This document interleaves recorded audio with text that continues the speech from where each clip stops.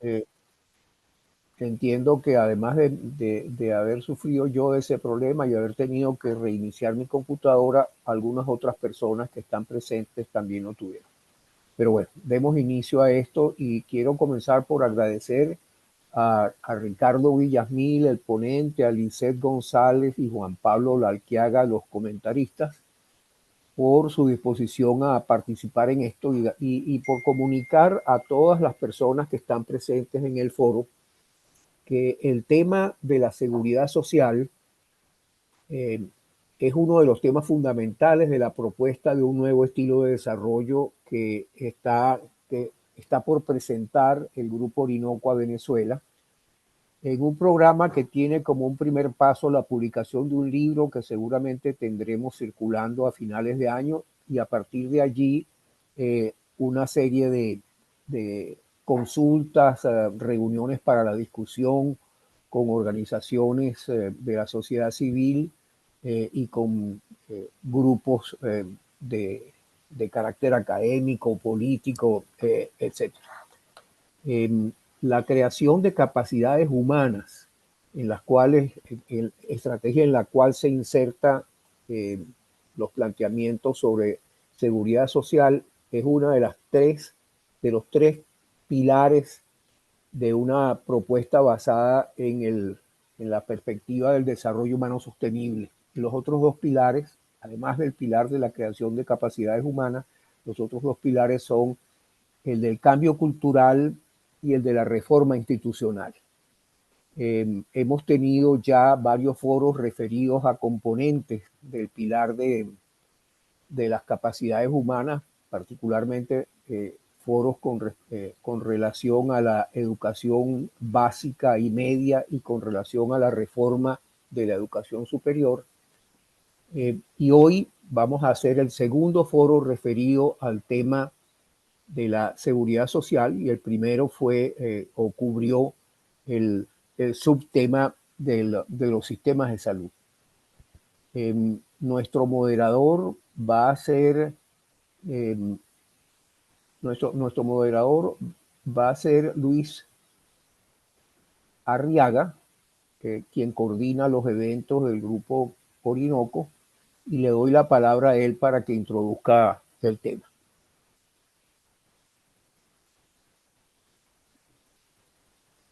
Buenos días, bienvenidos todos. Ante todo, pues disculpe porque acabo de entrar, pues, ¿no? Por el link. Bienvenidos todos, pues, al foro, La seguridad social en el nuevo estilo de desarrollo. Antes de comenzar, le daré algunos detalles del diseño del evento. El mismo ha sido programado en tres segmentos, a saber, falsos y verdades dilemas de un sistema de pensiones para Venezuela. El segundo segmento tiene que ver con la transición a un nuevo sistema, una propuesta, pues prácticamente. Y el tercer segmento tiene que ver con otros aspectos adicionales a las pensiones, lo que es la complementariedad, pues, exactamente. Cada uno de esos segmentos contará con una exposición alrededor de 15 minutos y seguidamente después de cada segmento vendrá la participación de los dos comentaristas con un tiempo aproximado de 5 minutos cada uno. Luego de realizar los tres segmentos, le daré lectura a las preguntas y consideraciones a bien que tengan escritas los participantes vía chat para que así respondan el expositor y o los comentaristas. Entonces, eh, ya no me queda más por decir, sino que darle el micrófono al doctor Ricardo Villamil para que comience su exposición. Adelante. Bueno, muchísimas gracias, en especial a Werner por la invitación, por haberme convocado para participar en esta iniciativa. Siempre muy contento de participar y más que contento, honrado de participar en las iniciativas que él convoca. Eh, y este es un tema que, digamos, tenía tiempo sin trabajar. Lo he trabajado curiosamente con Marino González, que está aquí presente y aprovecho de saludar. y hemos dialogado mucho en torno a la necesaria, como decía Luis ahora, la complementariedad necesaria que tienen que tener los distintos subsistemas de la seguridad social y como van a ver, voy a hacer bastante énfasis, ahí no se limita a esa complementariedad intrasistema de la seguridad social, sino con las políticas públicas en general y con la situación del país en particular.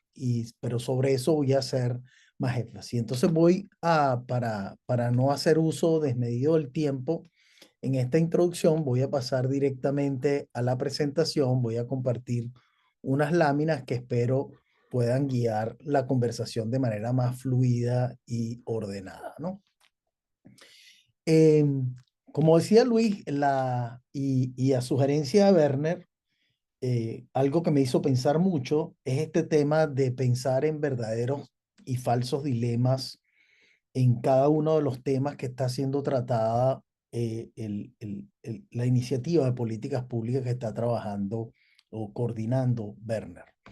Y al pensarlo de esta manera, cosa que yo no había hecho en el pasado, reorganicé mis ideas en torno a lo que sería pensar cuáles son esos verdaderos y falsos dilemas. Lo primero, y con esto aludo al tema de la complementariedad y a lo pertinente que puede ser una discusión de políticas públicas en función de la realidad que enfrentamos, es ubicar cuál es la Venezuela para la cual estamos pensando una determinada política pública. En este caso es de pensiones, pero podría ser de cualquier otra cosa.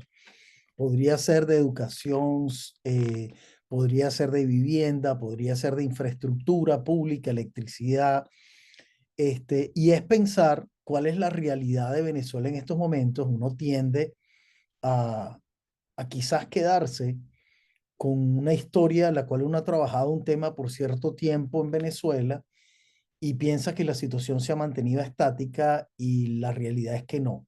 Yo voy a mostrar algunos pequeños indicadores, no pretendo con esto situarnos totalmente en la realidad venezolana, pero lo primero es el ingreso promedio del venezolano, un indicador bastante grueso de la situación económica y la evolución económica del país, el Producto Interno Bruto por habitante, y vemos que desde su pico en el año 2014 ha caído 72%, esto según en términos reales, esto es según la base de datos de Angus Madison, que, digamos, lleva este tipo de estadísticas a nivel mundial, ¿no? Eso de alguna manera refleja no solamente el ingreso del venezolano, sino la capacidad productiva del país. Si vemos, por ejemplo, estadísticas que pueden de alguna manera contrastarse con lo que sería lo que reportan otros países, porque las exportaciones de un país a la vez son naturalmente importaciones de otro país. Entonces, esto es con fuente que nosotros analizamos de Comtrade, la agencia de Naciones Unidas que lleva el comercio mundial, las estadísticas del comercio mundial, y podemos nosotros contrastar lo que reporta el país, que son sus exportaciones, con lo que reportan los países a los cuales Venezuela les exporta como importaciones. Y podemos verificar si las cifras se compadecen entre sí. Con esa aclaratoria metodológica en mente, vemos que, al igual que el ingreso, las exportaciones venezolanas, la generación de divisas por productos transables con el exterior ha caído 83% desde su pico en el año 2008.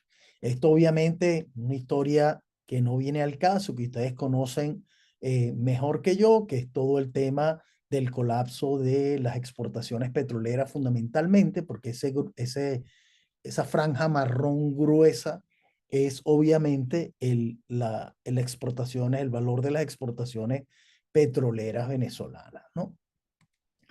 Y las importaciones, que es la contrapartida en la cuenta corriente de lo que un país exporta y eso le da las divisas necesarias en la cuenta corriente para importar, las importaciones han caído 88% y eso refleja de alguna manera el consumo de lo que sería el venezolano, la industria, bienes intermedios.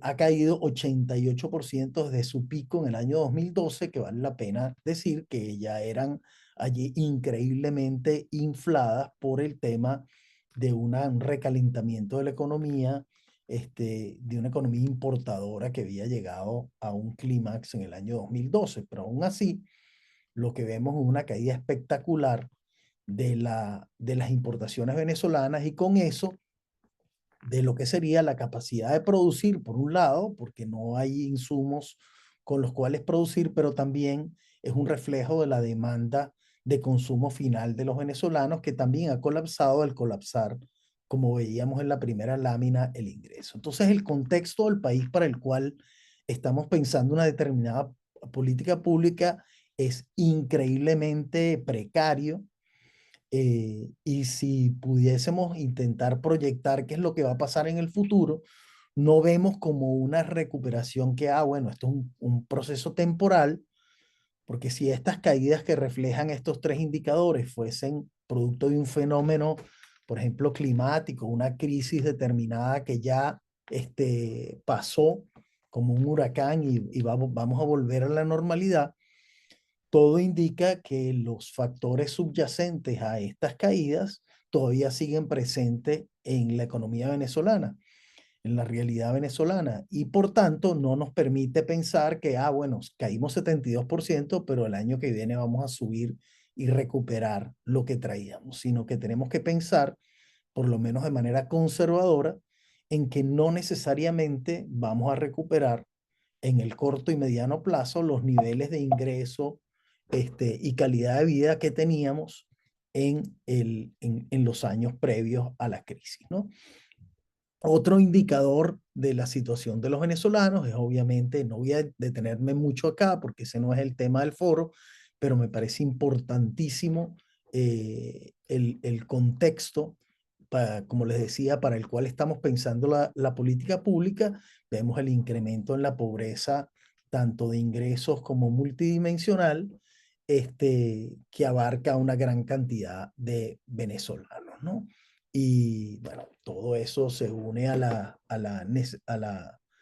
sabida diáspora, la migración de venezolanos al exterior, especialmente los venezolanos, y esa migración está sesgada hacia personas en edad productiva, jóvenes en edad de trabajar y con mayor calificación en promedio que los venezolanos que se quedan en el país. Entonces, es una situación que afecta particularmente sistemas como los de salud y pensiones, porque es la persona en edad de contribuir, las que parten al exterior y cambian la pirámide poblacional venezolana, y más bien crece porcentualmente la población receptora de beneficios, en el caso de pensiones, la población de mayor edad, y también en el caso de salud, la población que más gastos genera para el sistema.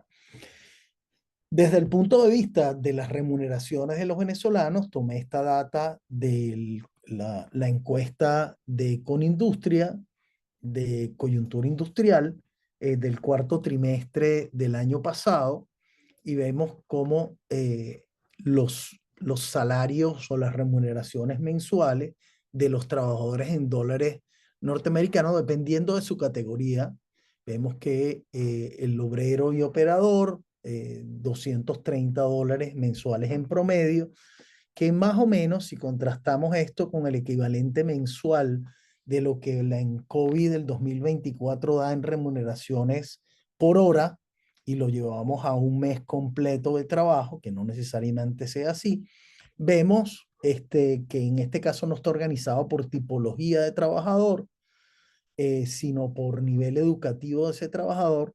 Vemos entonces cifras quizás un poco más elevadas de lo que aparece en el de Conindustria, pero en el mismo, por lo menos aquí no nos interesa una precisión, sino que nos interesa un tema, digamos, de rangos, y hacer una cuestión más bien cualitativa, para caracterizar la economía para la cual estamos pensando una reforma o una ajustes en el subsistema. Obviamente, en la medida que, y esto también está tomado de la encuesta de Conindustria, en la medida que se va ampliando la capacidad, que vamos llenando la capacidad instalada, que vamos utilizándola en mayor porcentaje, también el salario del trabajador va aumentando de manera proporcional a ella, lo que vemos aquí en este gráfico. Sin embargo, es importante y creo que no habría mucha discusión al respecto de que esto obviamente tiene sus límites, dado la falta de inversión y actualización tecnológica del sector venezolano, de la industria venezolana. Esto obviamente va a enfrentar un límite porque Venezuela se ha ido quedando rezagada en materia tecnológica y por tanto la productividad del trabajador también va a verse mermada, ¿no? Entonces, yo quería comenzar un poquito caracterizando qué es lo que ha pasado económicamente. Creo que para pensar un sistema como el de pensiones o el de salud, de seguridad social en general, habría que ver que el sujeto es el trabajador, la familia venezolana, y la capacidad de generación de ingreso de esa familia está dependiendo de lo que está pasando en el mercado laboral.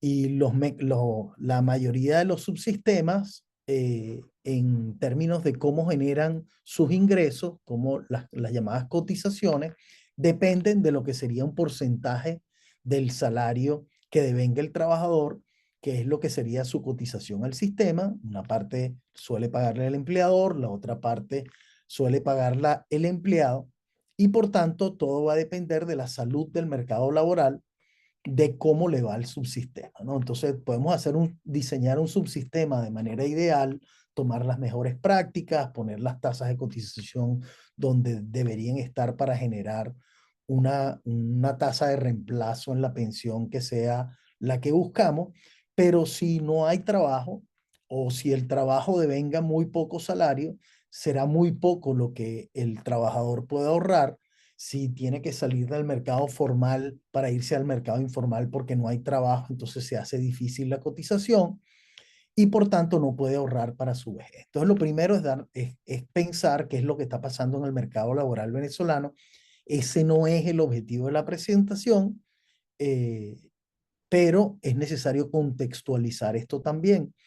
Si nosotros partiésemos de que esta situación, perdonen, de que esta situación de la línea verde, perdonen que no segmenté esto para poderlo explicar de mejor manera, existe que partimos del equilibrio de la derecha, donde tenemos un determinado nivel de empleo y un determinado nivel de salario ilustrado por lo que serían la E minúscula y la S minúscula. Ese sería el nivel de equilibrio donde la oferta y la demanda de trabajo se cruzan. Podríamos ilustrar lo que pasó en Venezuela como fundamentalmente un colapso de la demanda de trabajo. O sea, los empleadores no demandarían trabajadores con la misma intensidad que la demandaban antes. Esto obviamente tiene dimensiones importantes y por eso lo llamamos colapso. Hay un desplazamiento hacia abajo de la curva de la demanda y consiguientemente se reduce tanto el nivel de empleo, dependiendo de la elasticidad de las curvas de oferta y la demanda, y el nivel de salario. Obviamente aquí esto ha sido mucho más complicado, este proceso ha sido increíblemente más complicado que lo que puede ilustrarse en esta gráfica, que nuevamente es con fines ilustrativos, porque también ha habido una contracción de la oferta por la migración, pero en líneas generales el efecto predominante lo entendemos como un colapso de la demanda de trabajo, que como decíamos en las láminas anteriores, no pareciese ser temporal, coyuntural, producto de un fenómeno climático o de una crisis pasajera, sino que vemos es que hay factores que están haciendo que esto se ha prolongado en el tiempo mucho más allá de lo que podíamos haber pensado hace algunos años, y ya no sería como al menos conservador o racional pensar que esto se va a resolver en el cortísimo plazo. Entonces, muchas de las discusiones que teníamos hace algunos años Cuando digo hace algunos años, probablemente estoy hablando de los años 90, los momentos de las reformas económicas, la reforma de Caldera del sistema en el 98 y lo que dio lugar a la discusión sobre las leyes de seguridad social que anunciaba la migración a un sistema de capitalización individual con administradoras privadas de fondos de pensiones. Y la gran discusión de esa época era las bondades de la administración privada de los fondos versus lo que había sido la pésima experiencia con la administración pública bajo el Instituto Venezolano de los Seguros Sociales y los regímenes complementarios del sector público, la fragmentación a la que eso condujo, la pérdida de los fondos de la seguridad social por mala administración con experiencias como la del Banco de los Trabajadores de Venezuela, y digamos, la quiebra del sistema de la seguridad social, del Instituto Venezolano de los Seguros Sociales por una combinación de factores, pero que fue muy antes de lo que debió haber sido por razones demográficas, por el envejecimiento de la población, por mayores reclamos de beneficio, quebró antes de tiempo por mala administración de los fondos. Hubo entonces que asistirlo públicamente, las pensiones terminaban homologadas al salario mínimo, se rompía la relación entre contribución, se rompió y continúa rota la relación entre las contribuciones que hace el trabajador y los beneficios que obtiene, porque todo el mundo obtiene el mismo beneficio. Durante la administración de Chávez, no solamente se rompió esa homologación o se continuó rota, sino que se ampliaron los beneficios de pensión, incluyendo aquellos que no habían cumplido con el número de cotizaciones requeridas. No estoy con ello criticando que eso se haya hecho, simplemente estoy señalando un hecho de que el sistema de pensiones que a partir de ese momento se fue creando, dejó de ser el sistema original y se convirtió en un sistema de beneficios definidos por el salario mínimo, que también se fue distorsionando porque para poder cumplir con las pensiones y la obligación constitucional de que no fuese igual al salario mínimo, distorsionamos todo el sistema de remuneraciones, tanto privado como público, para tener entonces los bonos, se pagaba por fuera para que no contara para las pensiones, porque si no iba a ser imposible al final sufragar la pensión que se tenía. Entonces, teníamos esa ficción de que te pagaban un salario, o teníamos esa ficción de que cobras un salario, pero los bonos probablemente son mucho mayores al salario para cumplir con ese. Entonces, la discusión que teníamos en ese momento estaba en cómo rediseñar un sistema que había colapsado en sí mismo, producto de la mala administración, los cambios demográficos, la inflación, toda la crisis de los 80 y 90, que bueno, comenzó en los 70, pero que se extendió hasta finales de los años 2000 y llevó a un colapso del sistema tanto de salud, como vieron con Marino, como de pensiones en particular. La segunda gran discusión era este tema de, bueno, vamos a cuentas de capitalización individual, porque ese es el futuro.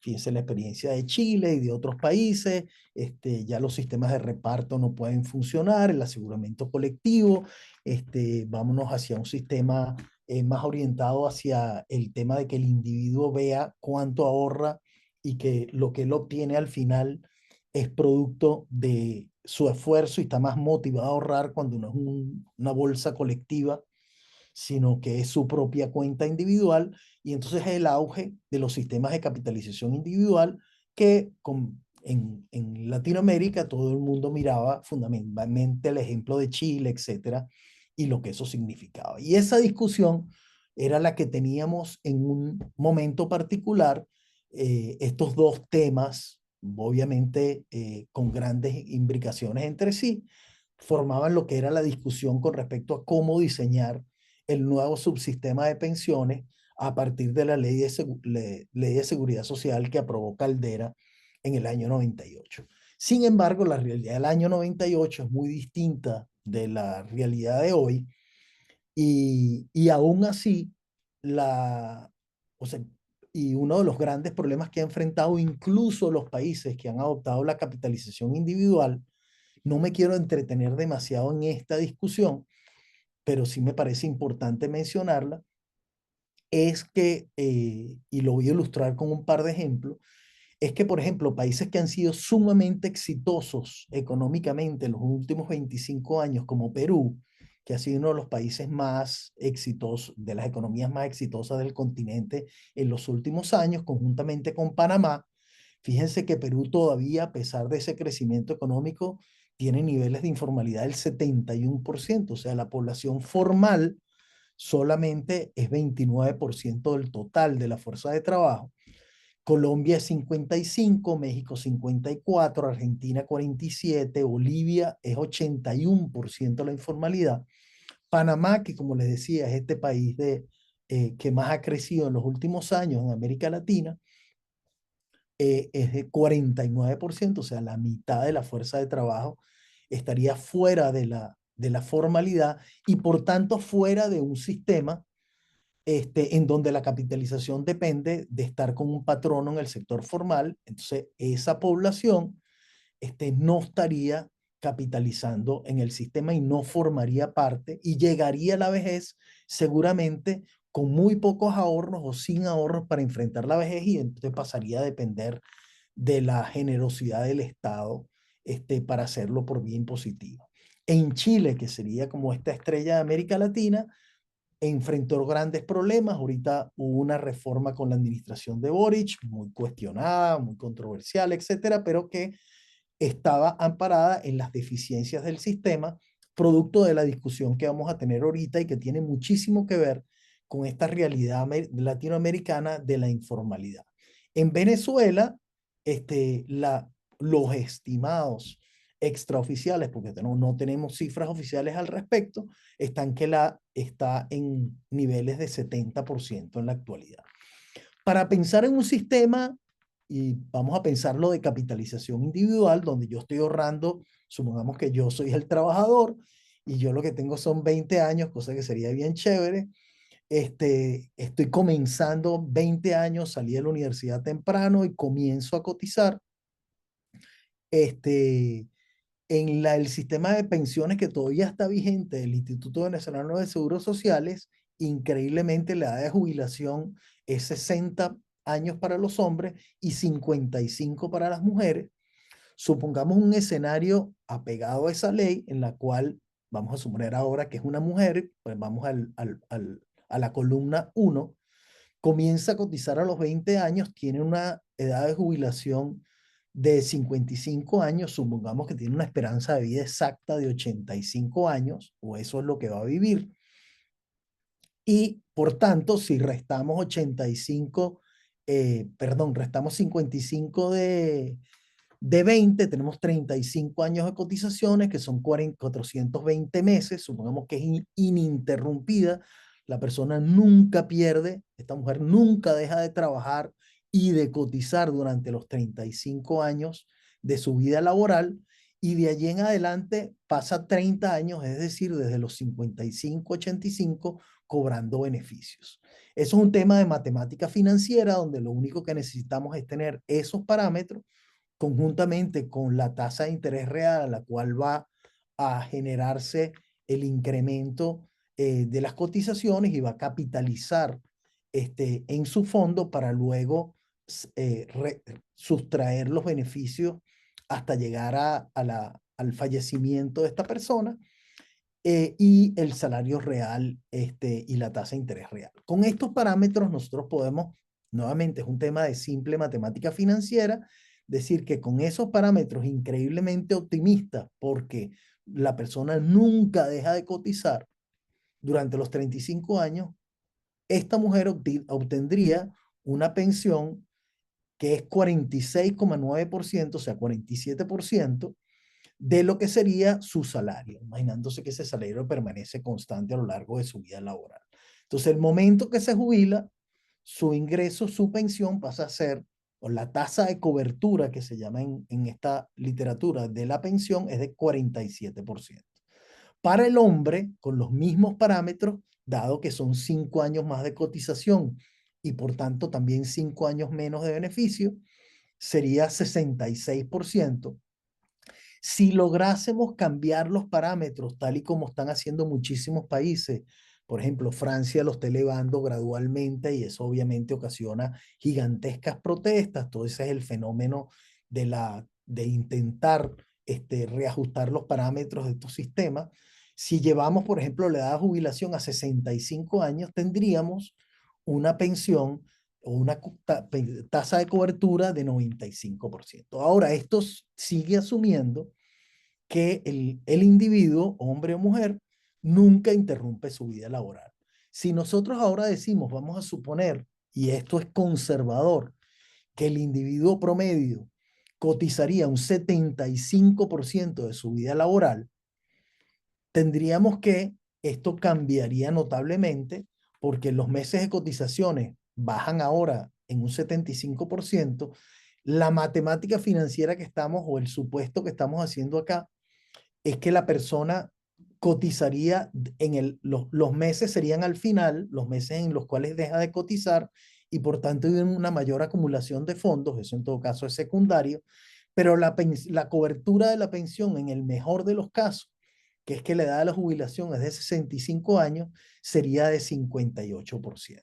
Entonces el tema de la informalidad, el tema de que en nuestros países, por razones estructurales, que no se van a superar en el mediano plazo, como vemos en el caso de los países que están ilustrados arriba, como Perú, Panamá, etcétera.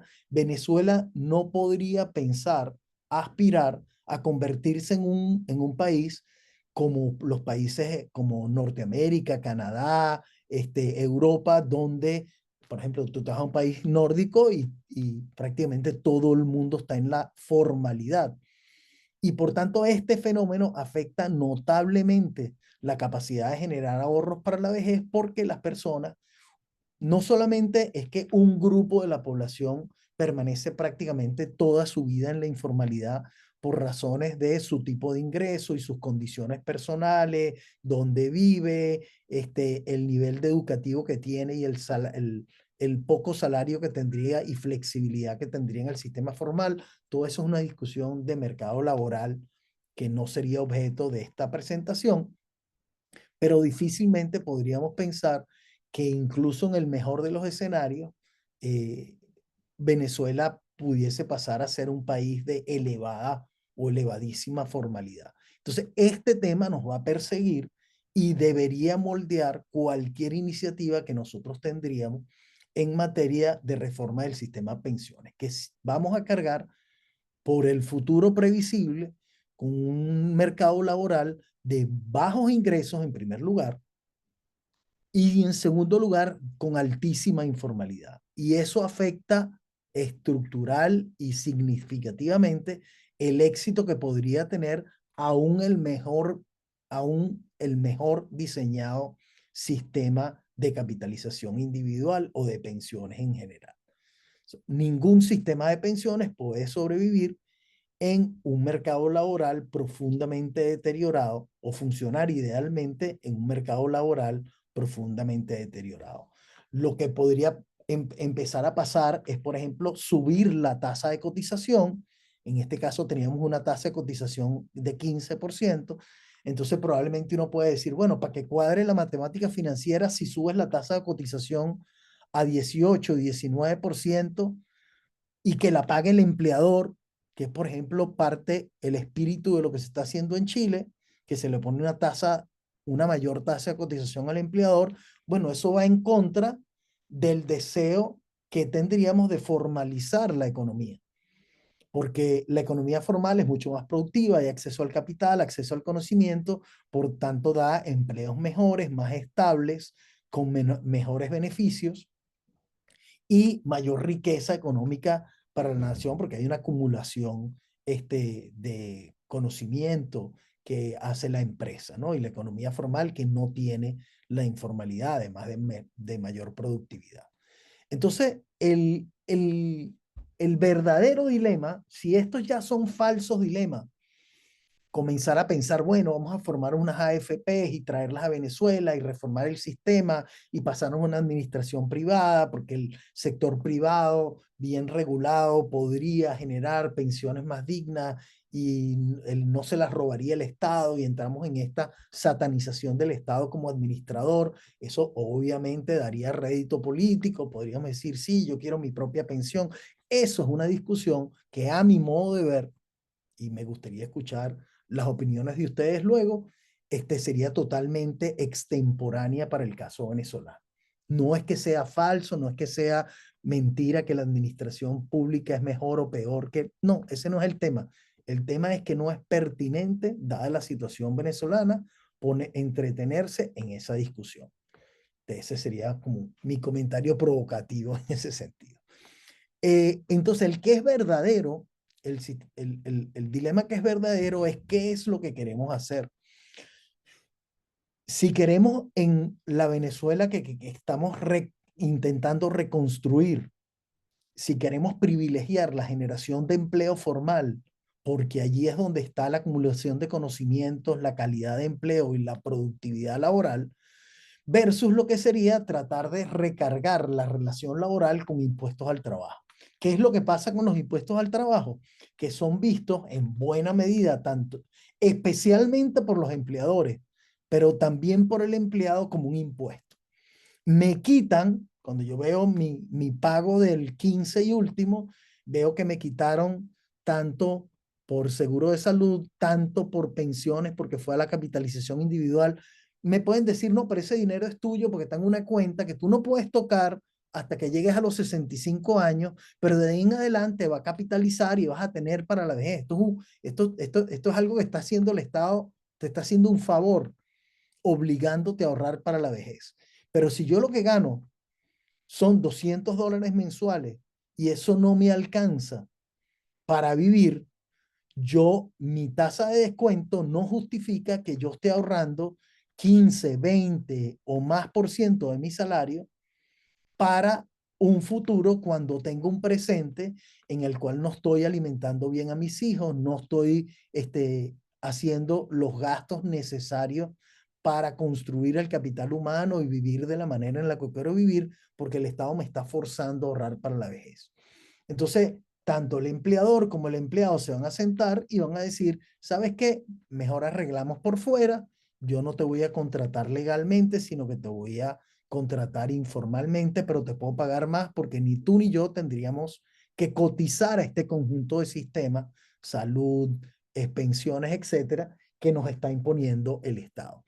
Entonces, si yo me focalizo en tener, yo quiero tener un sistema de ahorro para la vejez robusto, con capitalizaciones de los trabajadores y de los empleadores, lo que estoy es atentando contra un objetivo que a mi modo de ver, y allí doy lo que yo me inclino en este dilema, yo me inclino, mira, para mí lo más importante es la generación de empleo formal, atraer empresas a Venezuela, atraer capital, atraer conocimiento, actualizar la tecnología venezolana que se ha quedado rezagada durante tantos años, y decir, bueno, por un tiempo me voy a olvidar, voy a privilegiar de tal manera ese objetivo que voy a eliminar los impuestos al trabajo para que no haya nada que impida o que haga poco atractivo la generación de empleo formal.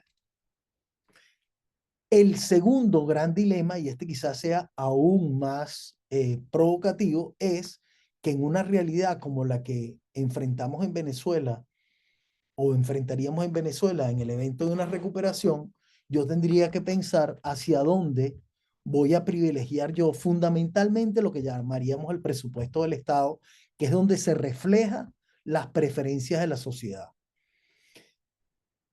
Y esto es, por ejemplo, este debate, o se resume en este debate, si yo le voy a apostar al pasado o le voy a apostar al futuro.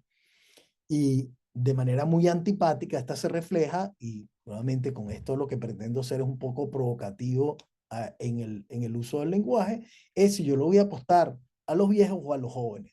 Si yo, por ejemplo, tengo un discurso en el cual yo digo, la prioridad del Estado es atender a nuestra población de adultos mayores que viven una situación increíblemente precaria, con un sistema de salud que no lo puede atender y un sistema de pensiones que le da pensiones que son con eso imposible que pueda vivir.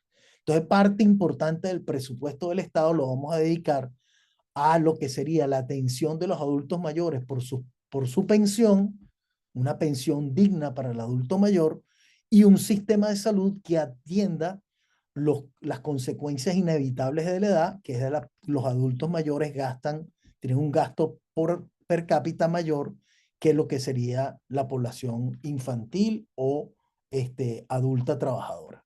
Entonces, con un presupuesto increíblemente limitado que vamos a tener, porque tampoco es que vamos a recuperar la industria petrolera de la noche a la mañana, la industria venezolana se va a recuperar y vamos a crecer 50% por año durante los próximos 5 años, eso no va, o 20 años, eso no va a pasar.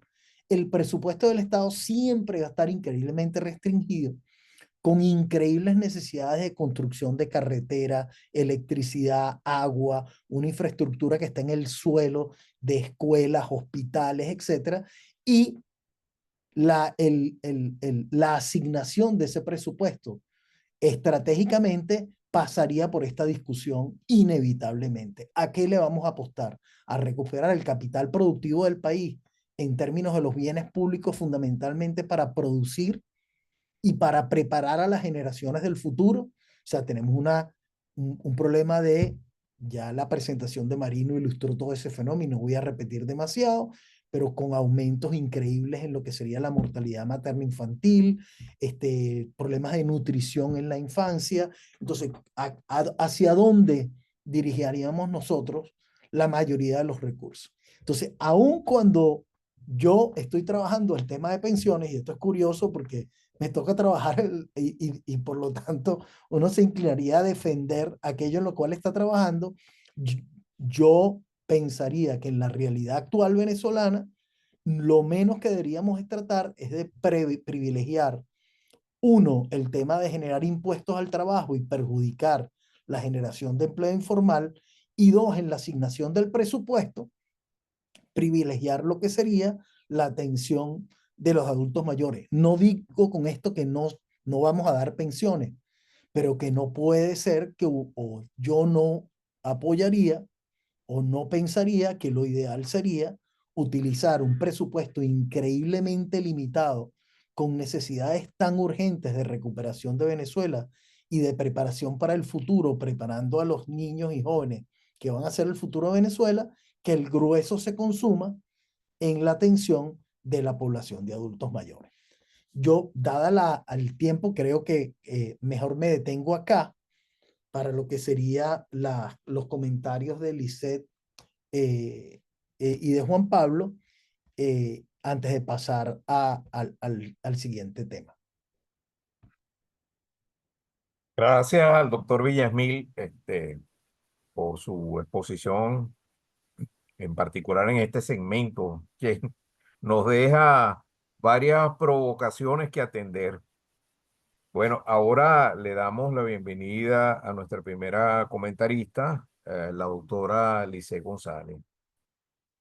Adelante, doctora, tiene usted los micrófonos. Bueno, quisiera empezar también agradeciendo por la invitación a participar en este foro. Y bueno, para comentar esta primera parte de la presentación de Ricardo, yo creo que está mostrando claramente un elemento que es muy central pensando en el país a futuro y en su desarrollo social, y es que tenemos como dos grandes desafíos al mismo tiempo. Por una parte, cómo promover un empleo de mayor calidad donde los trabajadores tengan un salario más digno y mejores condiciones de trabajo, pero no a cuenta de que esto sea impuesto de alguna manera por el Estado, sino porque se generen condiciones para que aumente la productividad, la innovación y la producción en las empresas nacionales. Esto es una necesidad imperiosa, porque uno de los grandes temas que está enfrentando la mayoría de los trabajadores es unos salarios o que bien son inestables porque son informales, porque bien son muy bajos. En ambos casos, no permiten satisfacer las necesidades básicas de la familia. Y bueno, en ese sentido, el acceso a la alimentación, etcétera, está profundamente comprometido por la difícil condición que enfrentan los trabajadores venezolanos. Pero al mismo tiempo tenemos el dilema y el reto de una población que envejece, que vamos a tener tanto por efecto de la caída de la natalidad como por efecto de la migración, una creciente población en edad de retiro. Entonces, una propuesta donde digamos, bueno, vamos a tener pensiones, pero estas no van a estar vinculadas necesaria y exclusivamente en las contribuciones que hagan trabajadores y empleadores, sino que estamos pensando en una estructura de beneficios sociales y de protección social basada en el presupuesto nacional, financiada con impuestos, etcétera. Nosotros, o sea, desde una mirada de derechos humanos, estaríamos de acuerdo. De hecho, en nuestro informe anual de Provea de este año, una petición que se hace es que justamente pensiones que no estén exclusivamente basadas en las contribuciones en el mercado de trabajo, porque justamente la mayoría de las personas que están en edad de retiro no contribuyeron lo suficiente porque bien fueron trabajadores informales o no contribuyeron en absoluto, como es el caso de muchas mujeres adultas mayores, porque no fueron trabajadoras formales durante su juventud o no fueron trabajadoras en general. Entonces, eso me parece que es una propuesta que uno podría estar ganado, uno podría estar de acuerdo en una estrategia de política pública que al mismo tiempo desea no cargar al trabajo formal de más costos para poder entonces que este tipo de relación formal laboral se expanda, crezca y al mismo tiempo buscar otros mecanismos de financiamiento de las pensiones. Pero bueno, a mí me quedan algunas preguntas que probablemente Ricardo puede responder en próximas fases porque esto es pensando en las pensiones de vejez. Pero hay otros temas de seguridad social que no sé si podemos abordar en en la próxima parte de su presentación, que es el tema, por ejemplo, permisos postnatales, prenatales, por ejemplo, subsidios al desempleo, que hubo experimentos de esto en los 90, pero nunca llegó a formar como parte estructural del sistema de la seguridad social y que sería como los otros temas que tendríamos que tener también en la agenda. Eso sería como mi primer comentario. Muchísimas gracias. Gracias, la doctora Alice González. Y ahora le damos la bienvenida a nuestro segundo comentarista, el ingeniero Juan Pablo Olalquiaga. Adelante. Buenos días y muchas gracias también por la invitación a este interesante foro, esta interesante segunda parte del foro de seguridad social, ¿no? A ver, me parece muy relevante la forma como Ricardo abordó este tema, porque está haciendo la distinción entre qué viene primero. Primero viene la discusión de cómo voy repartiendo los fondos o lo que debe venir primero es la discusión sobre cómo voy generando los fondos, ¿verdad? En la medida en que no tengamos suficiente trabajo, pues en esa misma medida cualquier cosa que vayamos repartiendo, pues, por supuesto que va a ser mucho más pequeño. Así que yo creo que uno de los focos iniciales tiene que ser en ver cómo se genera mucha más actividad económica para que de esa actividad económica haya una necesidad creciente de empleo, ¿no? Sin duda que esto tiene unos dilemas muy evidentes en todo el tema de la informalidad, así como el del envejecimiento poblacional, que él ya mencionó. Y en la medida en el cual el ser humano pues, cada vez va teniendo más longevidad, ese dilema se va a ir presentando con mayor énfasis, ¿no?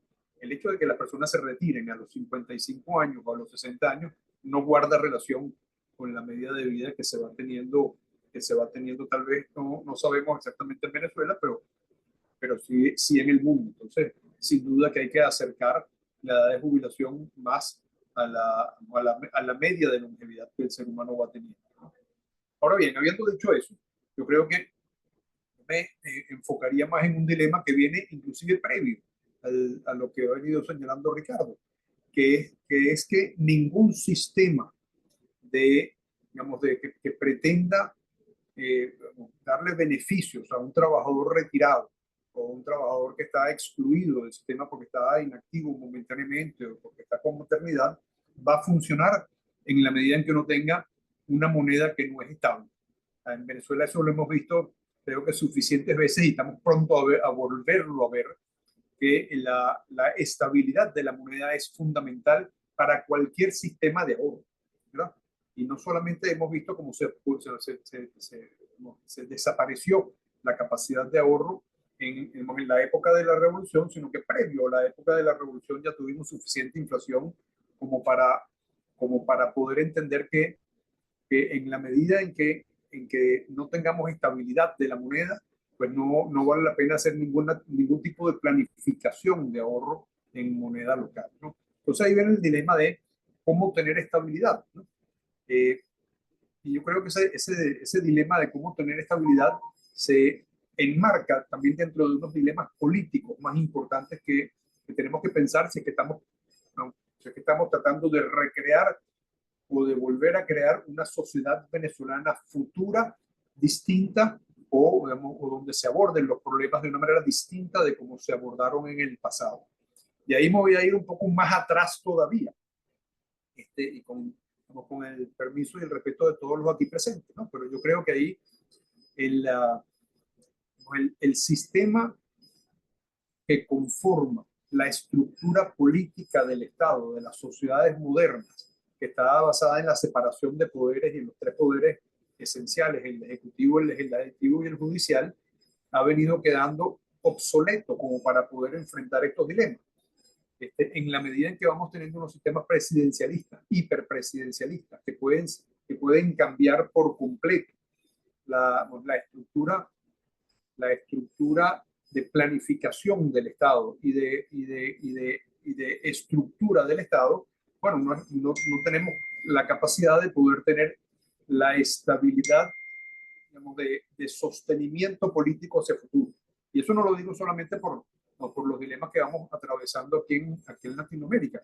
Estamos viendo justamente en este momento en Estados Unidos cómo el presidente Trump ha irrumpido con unas políticas que él percibe son beneficiosas para el país, pero que ahí la crítica establece de que va a terminar perjudicando mucho más al país de lo que él cree que lo va a ir beneficiando. Pero al final no fueron unas decisiones, digamos, que la sociedad en su conjunto fue tomando. Fue una decisión individual de un hombre con un proyecto político que cambia la ruta de un país, y un país tan grande y tan estable como es los Estados Unidos. Entonces, en ese sentido, creo que tenemos que pensar en cómo, si pensásemos en una Venezuela nueva, cómo podríamos tener estabilidad en esa Venezuela nueva, ¿no?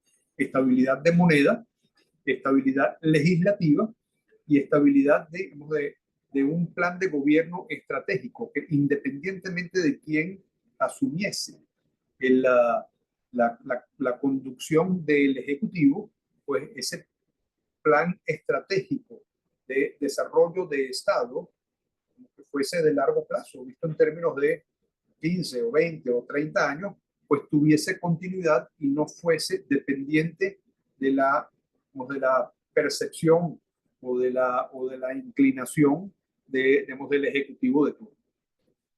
Por supuesto que en términos de estabilidad de la moneda, la independencia del Banco Central, con su propósito de que no haya inflación y que la moneda sea estable, está dicho. Y yo creo que eso funciona muy bien. Estamos viendo ahorita los debates que hay entre el Fed americano y el Ejecutivo americano, y que en Venezuela dejamos de tener cuando el Banco Central pasa a ser, digamos, una entidad dependiente del Ejecutivo Nacional. Por supuesto que ese debate está digamos, avanzado por ahí, pero es que yo creo que ese debate pasa por tener unas instancias que influyan sobre las decisiones del Banco Central y que tienen que ver con otros factores de la sociedad formando parte de las decisiones del Banco Central a los fines de tener estabilidad, que van mucho más allá de la simple autonomía. Por ejemplo, el hecho de que hayan decisiones de política económica, macro decisiones de política económica, para los cuales haya que tener en cuenta opiniones de, por ejemplo, de la Academia de Economía, creo que eso tiene una relevancia que tiene que ser discutida. Pero lo mismo pasaría entonces en el tema de estabilidad legislativa. ¿Cómo se llama? Es la Asamblea Nacional la que puede, cuando la elegimos, la que puede tener un cambio de legislación que volque la legislación hacia un modelo nuevo, o de alguna forma eso tiene que estar inserto dentro de un plan de más largo plazo.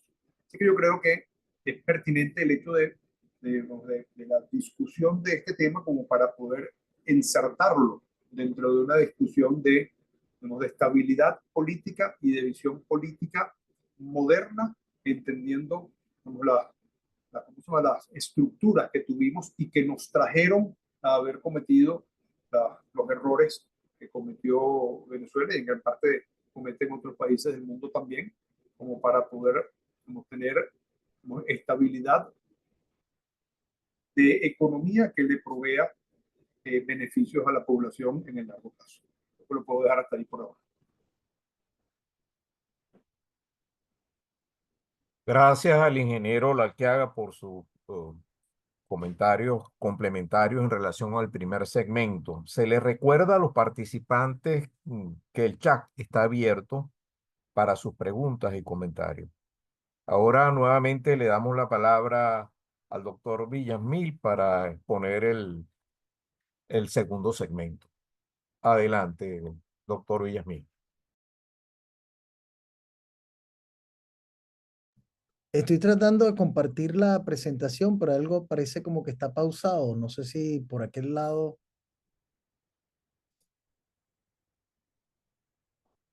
Pero aquí dice que está intentando subir. Si quieres, mm, exacto, cortas y vuelves otra vez. Es la Nuevamente. segunda. Ujú. Sí.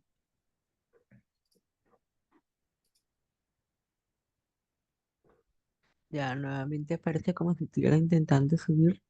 Sí, pero parece que está en pausa. Dice que Ah, no sé vamos a ver si, si por casualidad. si hay algo allá desde el control que, Vamos a revisar.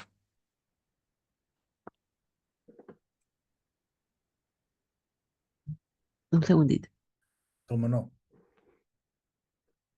Bueno, quizás aprovecho para responder algunas eh, de los comentarios de Juan Pablo y de Lisette. Eh, Comenzando por estos últimos, que tengo más frescos, los de Juan Pablo. Obviamente aquí hay precondiciones que, digamos, de alguna manera son, o sea, si no hay ni siquiera, si tú vas a pensar en un sistema de capitalización individual en donde tienes una moneda que prácticamente no conoces, o sea, no hay tasas de interés reales positivas, hay una volatilidad en su valor, no hay confianza en esa moneda, entonces, bueno, tendrías que decir, bueno, vamos a ahorrar en qué, vamos a pasarnos al dólar, entonces habría que tener como una primera discusión en términos de cómo vamos a ahorrar y luego en qué. Vamos a suponer que resuelves el tema y vamos a suponer por simplificación. No estoy diciendo que esa sea la solución ni abogo por eso. Ponte que dices, bueno, ya que el bolívar no sirve, pasémonos al dólar o al renminbi, lo que tú quieras. Y dices, ahora tengo una moneda, ahora sí podemos ahorrar. Yo digo, bueno, ¿y en qué vas a ahorrar?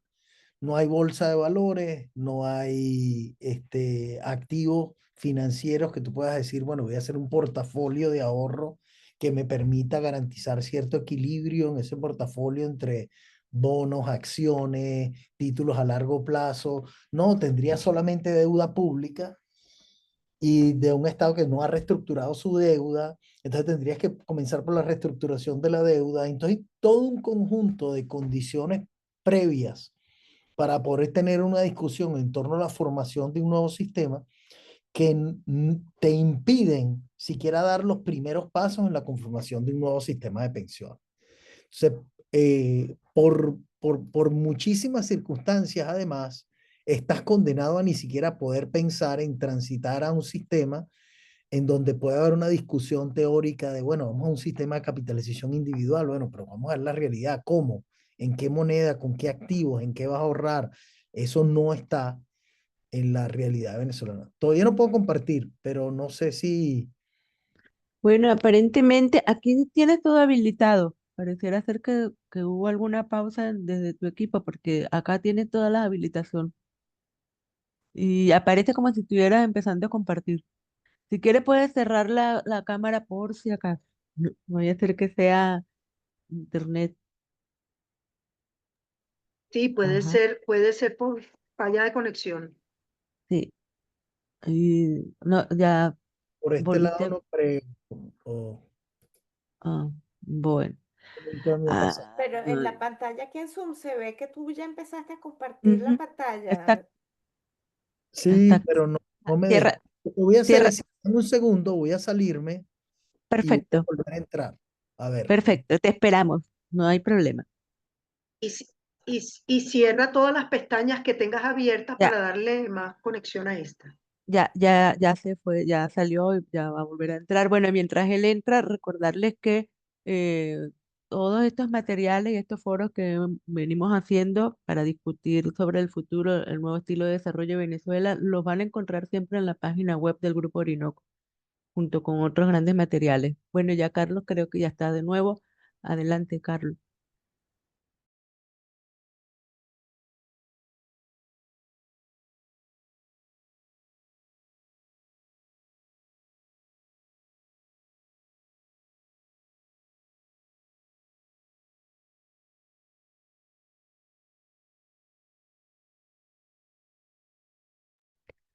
Luis, si tienes otros anuncios, ajá, estamos compartiendo nuevamente.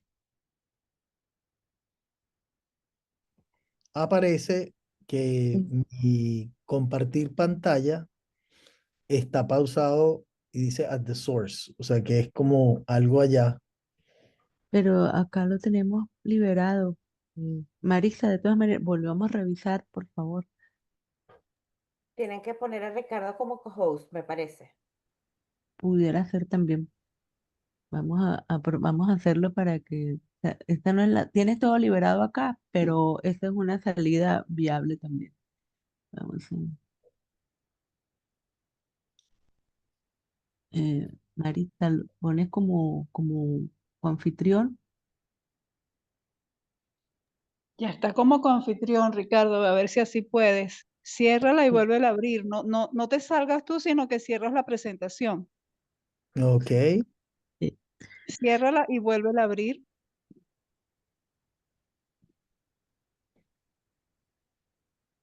porque Bueno, aquí les tienes todo habilitado. sí, No, No. me aparece exactamente lo mismo. sí. Bueno, tú Ujú. tienes la presentación. Yo envié la presentación por el chat. Si quieres, lo que hacemos es, la puedes Ah, Déjame colocar tú. compartirla yo. Yo te la comparto. sí. Bueno, gracias a todos los asistentes por esperarnos un momentito. Estas cosas pasan. La Este, televisión en vivo. Esas son cosas del así es. Ahí está. ¿En Ahí cuál está. estaba, Ricardo? Si quieres, vete para la lámina 12 que dice transición, el viejo sistema, o directamente a la 13 también puedes irte. Listo. Perfecto. De alguna manera solucionamos, ¿verdad? Modo Ujú. presentación, Marita, por favor. Ok, entonces, si por todas estas razones, incluso las que mencionaba Juan Pablo de estas precondiciones muy importantes de tener una moneda estable y un portafolio de inversiones en el cual puede haber una diversificación de ese portafolio más allá de bonos de una deuda pública, que hayamos reestructurado la deuda pública y entonces hacemos una reforma. Lo, además de esos elementos previos, hay elementos asociados a la transición porque estamos heredando un sistema de pensiones que viene funcionando y ese sistema de pensiones está conformado por, digamos, dos grandes bloques. Uno sería el general del Instituto Venezolano de los Seguros Sociales y tendríamos toda una plétora de sistemas que son los regímenes especiales del sector público, donde tenemos que cada entidad, los maestros, tenemos el Banco Central tiene su propio sistema de jubilaciones y pensiones, el PDVSA tiene un sistema de pensiones y jubilaciones, a los cuales sus empleados están contribuyendo o han contribuido o están recibiendo beneficios y que desde el punto de vista legal, y eso lo han enfrentado muchos otros procesos de reforma, hay lo que se llaman los derechos adquiridos, que ya por yo haber cotizado durante toda mi vida, entré en un contrato formal donde ahora tengo una expectativa que debe cumplirse para mí, que es que me paguen mi pensión. Y conjuntamente con esos derechos adquiridos están los derechos de información, que es que si ya yo llevo 10 años cotizando o 15, por ejemplo, y yo soy un trabajador de PDVSA y he cotizado 15 años al fondo de PDVSA, me van a decir, no, mira, se acabó, ese fondo se acabó. Tú dices, bueno, ¿y lo que yo coticé, qué pasó? Yo tenía unos derechos de información y por tanto me van a llevar al Tribunal Supremo y si de alguna manera hay Estado de Derecho, van a decir que se tiene que cumplir con todo aquel que tiene un derecho adquirido o un derecho a información. Entonces, para eso, todos los sistemas que transitan de un sistema de reparto a sistemas, por ejemplo, de capitalización individual, tienen que hacer un registro auditado de todo lo que son sus sistemas. Eso obviamente, dadas las deficiencias administrativas, va a tomar tiempo de ver lo que cada quien ha cotizado. Probablemente se le pida a las personas que lo envíen porque los registros públicos se perdieron, qué sé yo. Y eso va a ser un proceso sumamente engorroso donde vamos a tener que hacer ciertas como tomar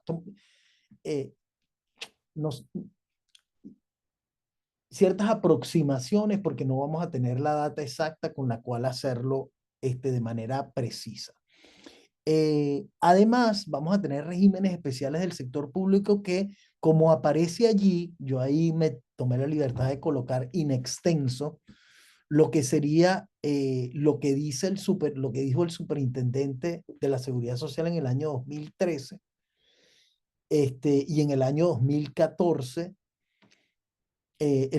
la Superintendencia de Seguridad Social identificó 243 entes con regímenes especiales. Como vemos allí, la mayoría de los regímenes ni siquiera se sabe de su registro. Pagan hay de una manera desorganizada, sin ningún tipo de criterio uniforme, y por tanto esto es básicamente un reto importantísimo de cómo se va a hacer la transición de esos sistemas a cualquier nuevo sistema que haga. Eso por lo general se hace un corte, no se deja que nadie más ingrese al viejo sistema. Por ejemplo, vamos a suponer si tú eres un maestro nuevo que entra al Ministerio de Educación a trabajar en una escuela del Ministerio de Educación, la maestra mayor del salón de al lado se deja en el viejo sistema y se le pagarían los beneficios de acuerdo a ese viejo sistema, pero a ti que estás entrando tienes un régimen distinto, tanto desde el punto de vista salarial como desde el punto de vista de cotización al sistema. Entonces tú entrarías al nuevo sistema si se forma de capitalización individual. Entonces se dice, bueno, a partir de cualquier edad yo permito que las maestras activas se transfieran o escojan si se queden en el nuevo y en el viejo. Esa sería como la última entrada y de allí en adelante más nadie va a cobrar una pensión por el viejo sistema.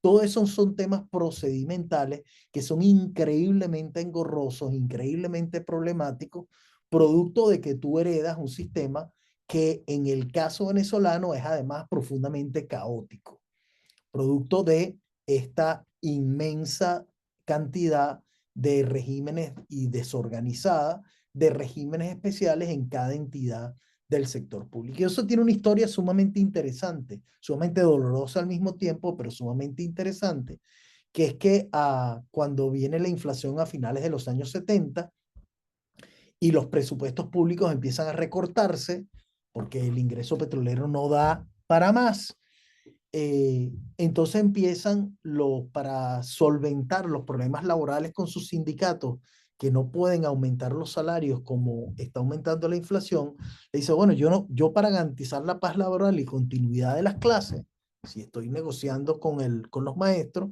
les digo, mira, yo no te puedo aumentar el sueldo, pero te puedo decir que te vas a jubilar en vez de dentro de 30 años, dentro de 20 o 25, y te vas a jubilar con el mismo salario que tienes ahorita indexado al cargo último con el que te vas a jubilar.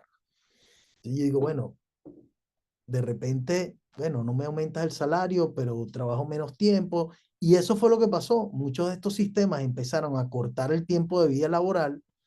Con 20 años 25 años de servicio, uno se jubila, por ejemplo, del Banco Central y todavía está joven, cobra la pensión y sigue adelante y está indexada al último cargo en el que yo ocupé. Y de repente digo, bueno, así salgo de la huelga y continúo trabajando. Todas esas cosas pasaron y se acumularon, bueno, y el tiempo te alcanza y eventualmente llegas a un momento donde tienes que cuando vas a pagar la nómina del Ministerio de Educación, probablemente ya en esta época estás pagando más por maestros inactivos que por maestros activos. Entonces, cada salón tiene, vamos a suponer, como si fuese 4 maestros, porque 2 inactivos o 3 inactivos y 1 activo. Entonces, eso es terrible y obviamente es una situación insostenible y obliga a un corte. Entonces, la transición siempre va a ser complicada, engorrosa y va a demorar muchísimo tiempo. O sea, vamos a pasar muchísimo tiempo con el sistema anterior, aun cuando migremos a un sistema nuevo de capitalización individual, que se hayan cumplido las condiciones de las que hablaba Juan Pablo y que tengamos entonces una economía más formalizada, con mejores salarios. Todavía vamos a enfrentar este problema urgente de la transición. Entonces, esto es sencillamente inevitable, ¿ok? Inevitable. Aun cuando vayamos a la transición a un sistema de financiamiento público como el que para el caso de salud yo propondría que es lo que deberíamos hacer en el corto plazo, similar a lo que Marino González propuso en el caso de salud, en donde financiaríamos pensiones con cargo al presupuesto público. Eso va a tener sus propios problemas que voy a señalar en la próxima sección, porque tampoco es que el financiamiento público es una panacea y es la solución y está llena de dinero. O sea, ahí las cosas son complicadas. Al salirnos del mundo de las cotizaciones del empleado y del empleador, no entramos en el paraíso, sino que entramos ahora en el presupuesto público, que nuevamente es altamente limitado y está altamente restringido. Pero podríamos controlar entonces así, decir, bueno, ¿cuánto del presupuesto público, volviendo al debate entre el pasado y el futuro, o entre los jóvenes y los viejos, voy a designar a pensiones y al sistema de salud, a la parte que atiende fundamentalmente a riesgos asociados o a las consecuencias de la vejez? ¿Y cuánto del presupuesto voy a dedicar a infraestructura pública para la producción necesaria para la calidad de vida, como la electricidad, pero también para la producción, agua, autocomunicaciones, carreteras, etcétera? ¿Cuánto voy a dedicar al futuro, a la formación de la educación, a la atención materno-infantil, a la educación en las primeras etapas de vida? Esa discusión es la que es sumamente pertinente en ese sentido. Y eso va a determinar cuánto efectivamente en ese difícil balance voy a colocar para decir en cuánto va a estar la pensión que va a tener una persona al principio del nuevo sistema. ¿Qué tamaño de pensión va a otorgar el Estado venezolano? Eso va a ser una discusión que no va a, una decisión que no va a satisfacer a nadie y por tanto tiene que ser increíblemente dialogada como parte de un consenso social en donde se dice cuál es la estrategia compartida del futuro de Venezuela y se dice, mira, dado en la situación en la que estamos, toca hacer esto. Como en cualquier emergencia, como cualquier situación difícil, lo fundamentalmente es tener una estrategia sensata y saberla comunicar. En el caso de las pensiones, obviamente va a ser impopular, va a ser sumamente dura, políticamente muy retadora, porque es una población que tiene gran sentido de protesta y protesta se organiza de manera mucho más fácil que lo que se organizarían los niños que todavía no han nacido y que no hemos invertido en su atención materno-infantil o en lo que sería su educación en los primeros niveles. Entonces, dejo esa inquietud allí. No sé si quieren que pase directamente por razones de tiempo, creo que me extendí demasiado en la primera intervención, a lo que sería el último bloque, que es bastante corto, y así hacemos los comentarios sobre el final. No sé qué les parece, Luis. Adelante, Ricardo, creo que es Ok, conveniente. ok, entonces si quieres pasa la lámina, creo que Maritza tiene el control, pasa a la siguiente, y nos quedamos a lo que sería más que una discusión. Lamento no complacer a Lisset, yo de verdad de los temas de otro subsistema, como lo que sería eh, permisos postnatales, prenatales para hombres y mujeres, y todo esto, eh, realmente no sé cómo están funcionando esos sistemas, esos subsistemas en la actualidad en Venezuela. Busqué, pero no conseguí mucho de qué tan fácil es aplicar y obtener esos beneficios en el sistema actual, de qué tamaño son esos beneficios, quién los paga, pero estos requieren una increíble capacidad del Estado para administrar estos sistemas. Todo lo que es seguro al desempleo, especialmente en una población donde hay un acceso al sector informal, porque si tú vives en Noruega y dices, ah, mira, yo quedé desempleado, págame 2 meses de seguro por desempleo, tú dices, bueno, esa persona tiene muy poco incentivo para mentirme y muy poca posibilidad de mentirme porque no hay empleos informales. O sea, no se va a salir de la formalidad en un país como Noruega y tratar de buscar empleo informal en un país en donde eso no existe y no es una alternativa viable. Pero en países como Venezuela o Perú sí lo es. Entonces, los sistemas de seguro del desempleo son muy difíciles de administrar y vigilar, y nuestra capacidad como Estado para hacerlo es además limitada. Entonces, no sabría, y lo que te diría que es un tema sumamente interesante de cómo enfrentar, pero no tendría mucho que decirte al respecto. De lo que sí podemos hablar, y creo que tiene una increíble importancia práctica, tanto para la discusión que abrió Marino con el financiamiento público, como la que estoy teniendo yo, también a apuntar al financiamiento público, es que, ¿de qué estamos hablando cuando hablamos de financiamiento público? Si es con impuestos generales, lo que entendemos es que Venezuela está en una situación actualmente, según lo que nos dice esta data de Asdrúbal Oliveros y Jesús Palacio, de Ecoanalítica, y publicado en Pro Da Vinci, donde la cantidad, y Juan Pablo podría, personas como Juan Pablo podrían ilustrarnos de cómo se ve esto desde el punto de vista de la empresa, que el número, la carga fiscal y parafiscal actual que tiene la empresa formal venezolana, que es a la que queremos apuntar, es enorme, incluso cuando lo comparamos con otros países latinoamericanos. Entonces, si queremos que vengan a Venezuela a invertir y vamos a decir, bueno, yo no cotizo por pensiones, esos impuestos generales, yo no cotizo por salud, eso va por impuestos generales, ¿quién va a pagar los impuestos para financiar salud, pensiones, carreteras, hospitales, la educación, la atención materno-infantil, la electricidad, la recuperación de las vías, todo eso? ¿Cómo se va a pagar? El gobierno actual lo que ha hecho es imponer toda esta sobrecarga y cosas como el impuesto a las transacciones financieras, que distorsiona enormemente, recoge dinero, pero es increíblemente distorsionante, o estas cosas a las grandes empresas que son más fáciles de fiscalizar, les pones impuestos excesivos, tanto, como les digo, carga fiscal, tanto a nivel del Estado nacional como en los municipios que de repente empiezan de manera desorganizada a cobrar impuestos elevadísimos, o aseo urbano. Hay varios casos que he visto de esa naturaleza, y eso obviamente no es una solución, porque ahí tampoco vamos a tener empresas. Entonces el tema es cómo, o sea, y eso ya, con Werner hablábamos de quizás tener una discusión aparte de lo que sería cómo vamos a hacer con el tema del mercado laboral, pero también cómo se va a hacer con el tema del financiamiento público de la organización, de qué impuestos se van a cobrar, cómo vamos a cobrar esos impuestos, a qué vamos a cobrar esos impuestos, qué vamos a hacer con el IVA, el impuesto sobre la renta. Vamos a simplemente desprendernos del impuesto a las grandes transacciones financieras y perder esa capacidad de recaudación.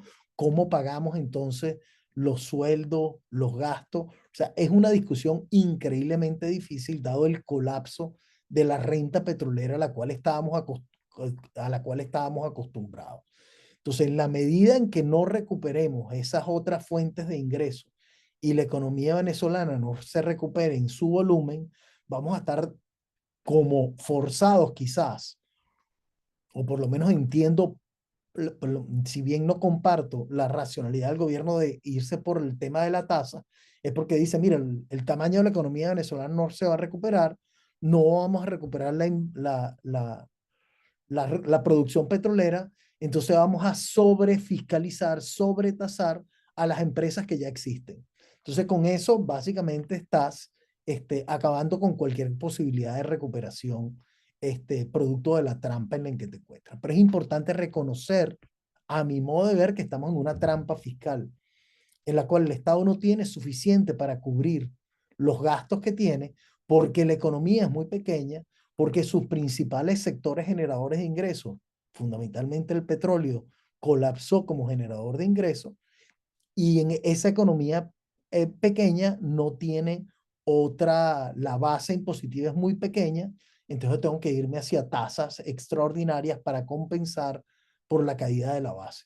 Entonces es un tema fundamentalmente fiscal, pero me parecía importante al menos cerrar con esto, porque creo que sería quizás un poco incompleto de mi parte, y esto lo he conversado con Marino, decir, bueno, mira, esto se va a sufragar por impuestos generales, esto mejor lo sacamos del tema de cotización y de empleados y empleadores para tener un sistema laboral fuerte, para tener un mercado formal fuerte, pero entonces lo vamos a cobrar por impuestos generales. Y le pateamos esa pelota al CENIAT. Entonces el CENIAT va a decir, bueno, ¿y a quién le cobro impuestos yo? Ahora tengo que financiar además salud y pensiones. ¿Y a quién le cobro impuestos yo? Si PDVSA no me da plata, la economía es pequeñita, lo que tengo son la banca y 3 o 4 empresas formales grandes. Bueno, será salir a cobrarles a ellos y a sobretasarlos a ellos. O sea, este es un tema que tenemos que sopesar y pensar con responsabilidad y profundidad. Entonces, con esto yo cierro porque ya realmente la hora, realmente me excedí en el uso del tiempo. Gracias al doctor Villasmil por la exposición de sus dos segmentos, el segundo y el tercero, una visión muy clara y realista, quedan interrogantes ante un tortuoso camino. Y ahora le damos la palabra a nuestros comentaristas, empezando por la doctora Lice González. Adelante, Lice.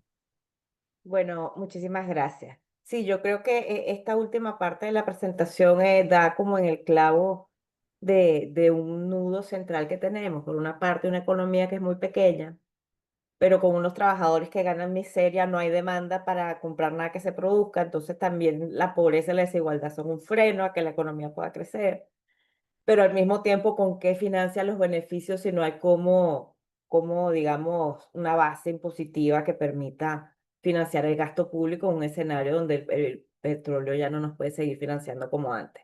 Entonces, bueno, ciertamente no es un dilema para nada fácil en términos de diseño de política. Pero bueno, yo solo resaltaría que si bien para el empleador, que ya nos va a hablar después Juan Pablo sobre esa mirada, el asunto es cómo aumentar la productividad, cómo aumentar las ventas, etcétera. Desde una perspectiva social es cómo yo garantizo incluso el futuro, es decir, la alimentación, la educación, las posibilidades de inserción de las nuevas generaciones con una familia con bajos ingresos por trabajo o por pensiones, si en el caso de muchas familias, las más pobres, los niños están con sus abuelos que fueron los que no migraron. Entonces, allí, o sea, solo quisiera poner ese acento en que el tema del aumento de los ingresos del que disponen las familias venezolanas es central, primero para que no se esté, digamos, atrapadas esa familia en el círculo vicioso de reproducción de la pobreza.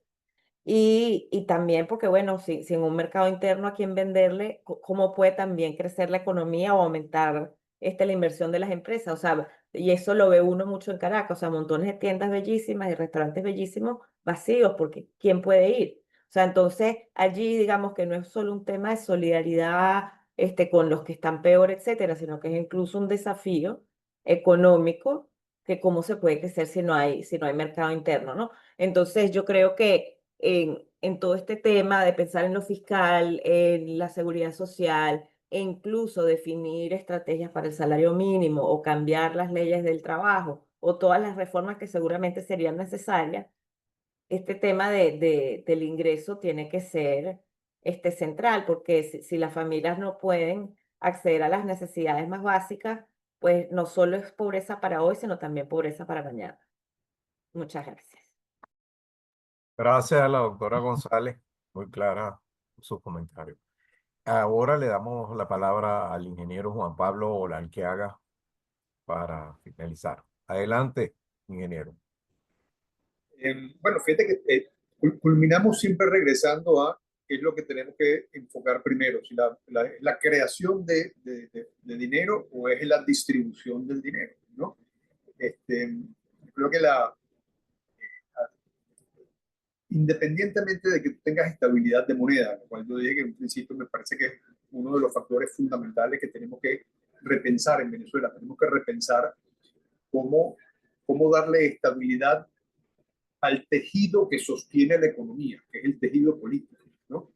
De manera tal de que tenga, por supuesto que tengamos estabilidad de moneda, pero que tengamos estabilidad legislativa, que las reglas del juego no vayan cambiando, que tengamos estabilidad en términos de la conceptualización de un país que queremos crear y que no vaya cambiando en el camino por efecto como de lo que un partido privilegia como plan de desarrollo nacional versus lo que otro partido privilegia. Tenemos que tener estabilidad en eso de manera tal de que ambos partidos estén enmarcados dentro de una ruta que está trazada. Y eso conlleva pues una estructura política de Estado distinta de la estructura de política o de la estructura de Estado que tenemos hasta ahora. Y ahí hay unas cosas que tenemos que pensar, como la independencia del Banco Central, pero como vemos, el no gobernar por decreto, de manera tal de que sea el presidente en un sistema hiperpresidencialista, el que al final se le van dando plenos poderes y pasa a ser dictador por diseño, ¿no? A ver, aún no habiendo resuelto eso, los temas de pensiones van exigiendo de los entes que lo van sosteniendo unas cargas que aún en los sistemas más eficientes tienden a ser muy difíciles de ser sostenidos. Fíjense, por ejemplo, el caso de las compañías americanas que han tenido enormes problemas por sus jubilados. General Motors, que tuvo que, en un momento dado, tenía más pensionados que trabajadores activos. Y lo mismo pasó con Ford, ¿verdad? Pero lo mismo pasado con líneas aéreas, con United o con Bethlehem Steel, que al final han tenido que desprenderse de los beneficios que en un momento dado ofrecieron y pasar a sistemas en los cuales la carga no sea una carga permanente para la empresa. Ahí hay dos factores. El primero es que cómo se construye eso, y el segundo, como señaló Ricardo en un principio, cuál es la edad de retiro. En la medida que tú tienes una edad de retiro muy temprana con respecto a una población que vive mucho tiempo, no hay sistema que funcione.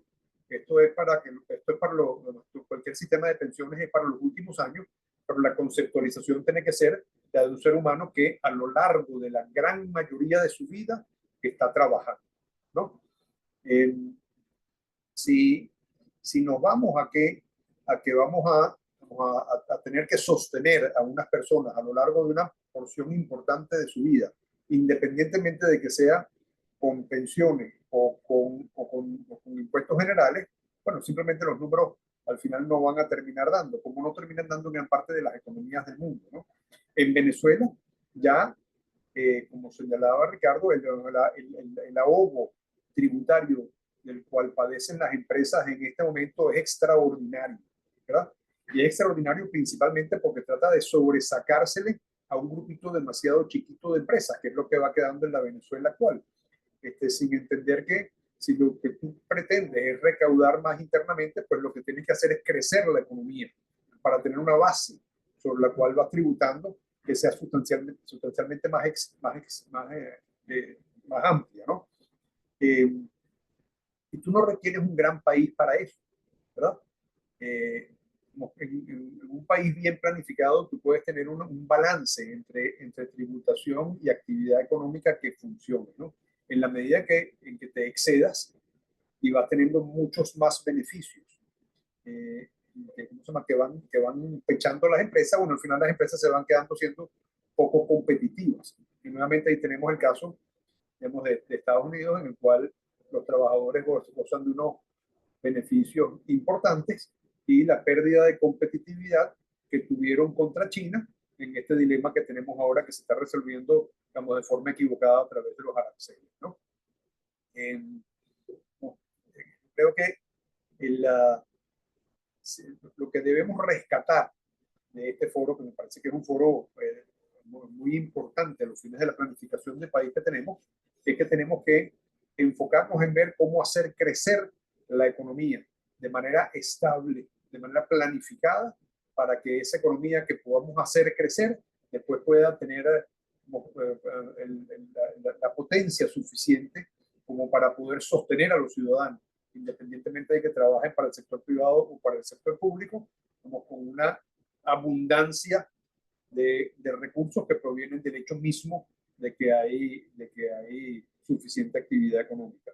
Y eso es un dilema especialmente importante en esta Venezuela actual, porque Venezuela será ya 100 años o 80 años o 90 años siendo principalmente un país rentista. Nunca ha sido un país en el cual la actividad de manufactura, de servicios, ¿cómo se llama? De turismo, sea la que sostiene al país.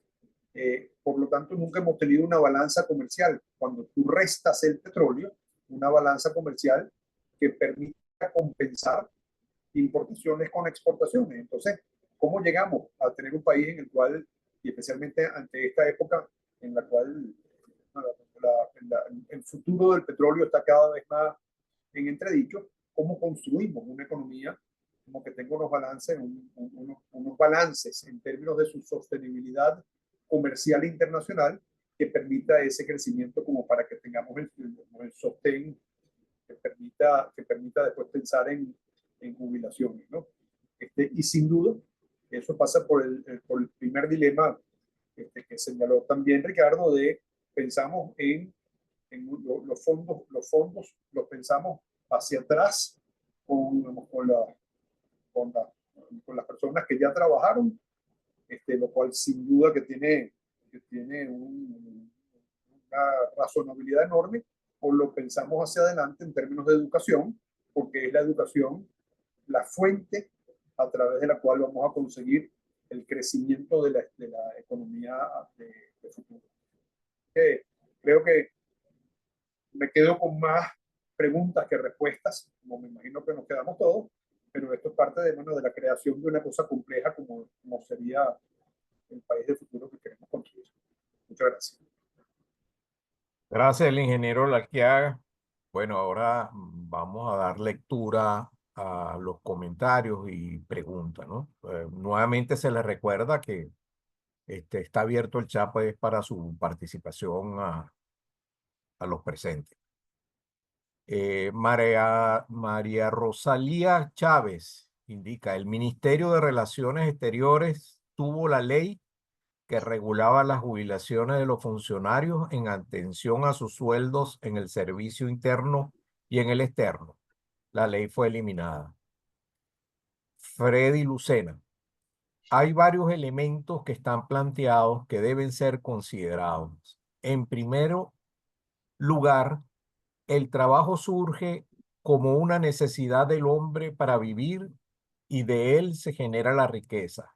La jubilación es uno de los mecanismos de ahorro para el trabajador en previsión de la etapa natural donde disminuye su capacidad productiva. Tienes un derecho a disfrutar la vida y garantizar derechos humanos en la etapa final de la vida a partir de la riqueza que produjiste en tu etapa productiva. La jubilación debería ser visto como un derecho para vivir, reconociendo el trabajo realizado y la riqueza generada por el trabajador. Continúo con Freddy Lucena. En tal sentido, la seguridad social debería ser visto desde la solidaridad de la sociedad.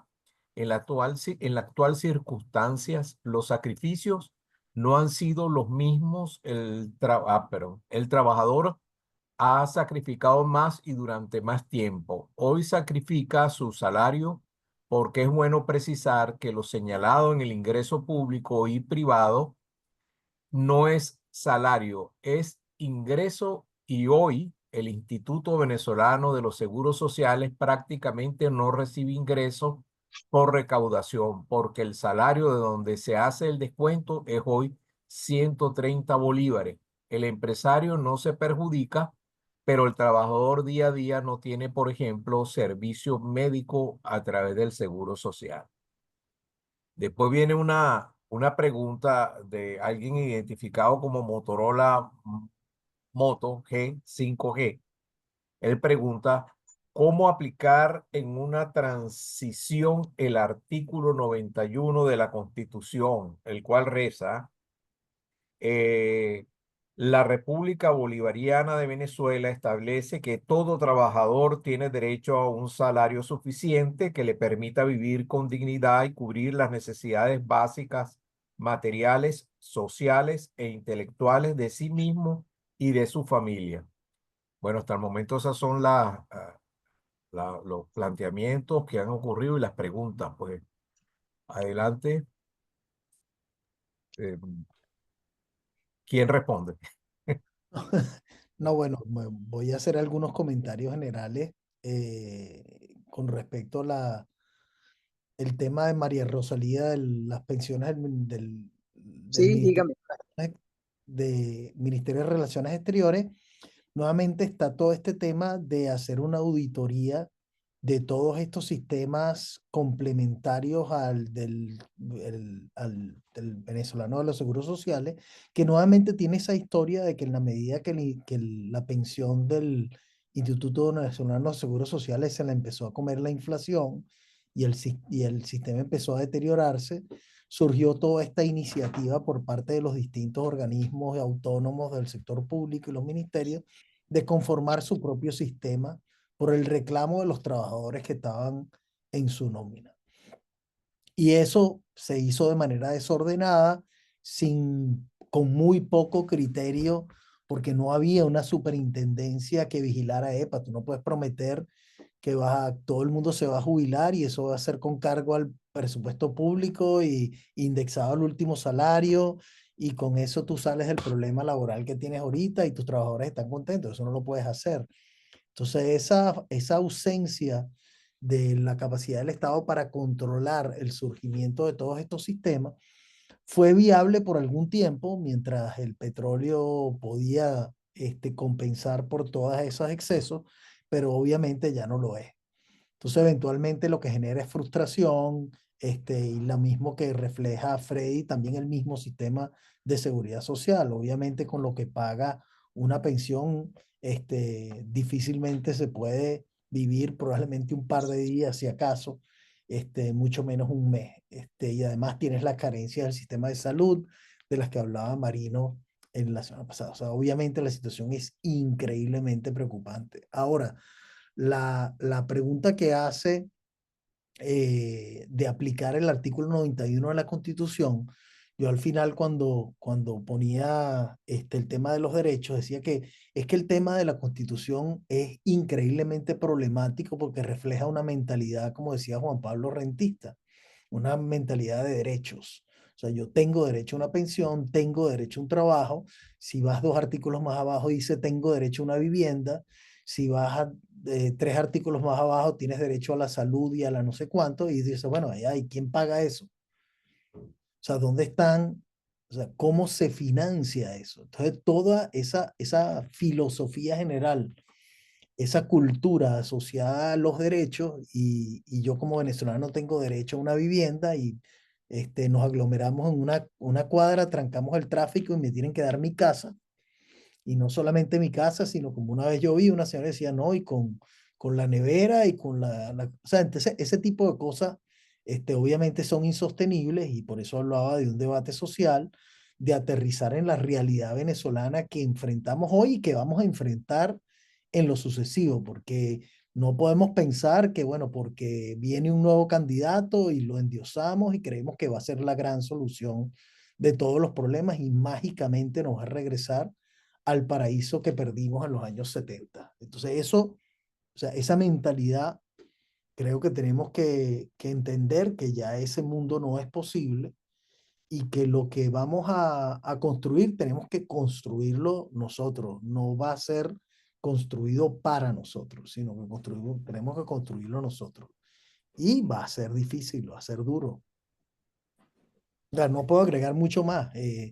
Simplemente es un cambio mucho más profundo para poder sentarse a pensar qué vamos a hacer con cada problema que enfrentamos los venezolanos. Lo primero que tenemos que tener es un sentido de realidad. Y sin eso difícilmente podemos avanzar porque termina siendo que las expectativas están muy por encima de las realidades. Yo quisiera agregar, al comentario que no sé quién hizo sobre el trabajador y la creación de riqueza, ¿no? Y yo creo que ese es un dilema muy trajinado, ¿no? Porque es el dilema marxista, de quién es el que genera la riqueza, ¿no? Y como consecuencia de eso, cómo se distribuye, ¿no? Ahí uno puede tener unos trabajadores que trabajan enormemente en un producto que al final no se vende. Y trabajaron enormemente y gastaron muchas horas, pero si al final el producto no se vende, pues no hubo generación de riqueza. Y por el otro lado, tú puedes tener la venta de un terreno en el cual no se trabajó, la persona que era dueña no trabajó en nada, pero lo vendió por 3 veces por el valor de lo que lo compró. Entonces hubo una creación de riqueza enorme, ¿no? Entonces, yo creo que esto tenemos que ponerlo en contexto, en función de cómo los venezolanos creamos verdaderamente riqueza hacia adelante. Y esa creación de riqueza, pues por supuesto que tiene que pasar por, bueno, ¿a qué nos vamos a dedicar? Tiene que tener una planificación de país. Ese país que queremos construir hacia el futuro es un país que se va a dedicar a qué, cuáles son nuestras destrezas, cuáles son nuestras oportunidades, ¿no? La economía va a ser una economía de manufactura y vamos a salir entonces a competir internacionalmente con China o con Corea, o va a ser una economía, digamos, de turismo porque tenemos playas bonitas y ¿cómo se llama? De la Amazonía, ¿no? Entonces, hay que tener un dilema sobre qué país queremos construir, porque sobre la base de ese país que queremos construir es que tenemos que educar a esos jóvenes que se van a desenvolver en esa economía. Pero digamos, el mundo es un mundo comercial en el cual hay que ofrecer cosas que los otros quieran tener y además muy competido. Entonces, el dilema de que el trabajador produce riqueza, yo creo que es un dilema pasado, y que no debe formar parte de la discusión hacia adelante. El trabajador trabaja, recibe un ingreso que por supuesto que el ingreso tiene que ser bueno, pero ese ingreso va a estar ajustado a la oferta y demanda de trabajadores que haya. En la medida en que tú vas teniendo a pocas personas aptas en un campo laboral, pues esas personas siempre van a terminar teniendo mejores remuneraciones, como es el caso de los ingenieros de sistemas hoy en día. Y en el caso de que tú tengas muchas costureras, y sobran las costureras, pues por supuesto que las costureras van a terminar ganando menos. Entonces, uno tiene que ver esto en el contexto de cuáles son las destrezas que tenemos que tener, cuáles son las fortalezas comerciales que el país tiene que construir para competir en un mundo enormemente competitivo. Gracias. Lice, ¿la doctora González tendrá alguna respuesta o continúo con... No, no, voy a decir algo muy corto de esto de la perspectiva de derechos, porque, a ver, en el derecho internacional de los derechos humanos, que por ejemplo, y lo voy a mencionar de acuerdo con la visita del relator de alimentación que estuvo el año pasado aquí en Venezuela, y él lo enfatizó mucho en su informe, el derecho a la alimentación, que está establecido en el Pacto Internacional de los Derechos Económicos, Sociales y Culturales, no significa el derecho a ser alimentado. O sea, es generar, los estados tienen la obligación de generar las condiciones en que la gente pueda alimentarse por sí misma con dignidad. Entonces, el derecho a la alimentación está vinculado con el salario, con el derecho a la tierra, al agua, etcétera, etcétera, etcétera. ¿Por qué digo esto? Porque, o sea, no podemos demonizar o ir atrás en los derechos que ya nuestra Constitución reconoce. En ese sentido, que la gente tiene derecho a la vivienda no significa que tiene derecho a que se la regalen. Tiene derecho a que haya unas políticas que garanticen que las viviendas sean accesibles, sea mediante alquiler, sea mediante crédito, dando terrenos para que la gente construya sus viviendas o incluso garantizando seguridad en la tenencia para la mayoría de los venezolanos que viven en barrios populares, en tierras que no son suyas y que no tienen un título de propiedad. Entonces, garantizar el derecho a la vivienda también podría ser, por ejemplo, regularizar la tenencia de las viviendas de la gente que vive en esos sectores populares. Entonces, que haya un derecho a la salud o un derecho a la alimentación o a la vivienda no significa que la obligación del Estado es que eso se regale. Entonces era un poco lo que yo quería comentar. Listo. Ah, ok. Gracias. Gracias por la aclaratoria. Ahora, continúo para finalizar con las preguntas y los comentarios que están en el chat. Carlos Rivero.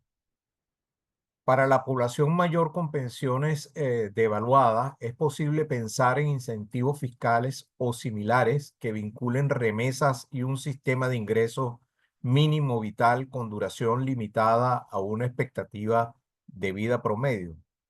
Continúo. Verne Corrales.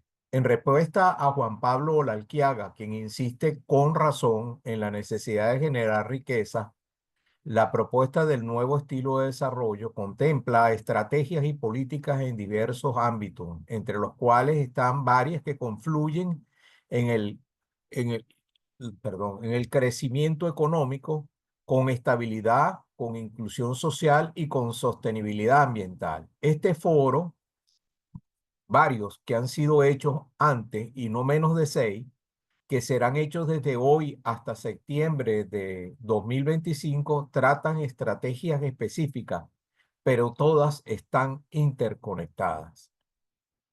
Bueno, si hay alguna respuesta ante esto, adelante.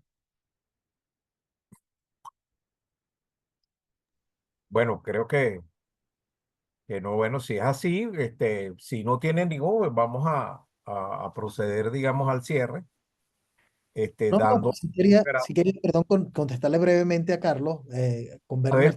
Adelante, sí, adelante, Ricardo, adelante.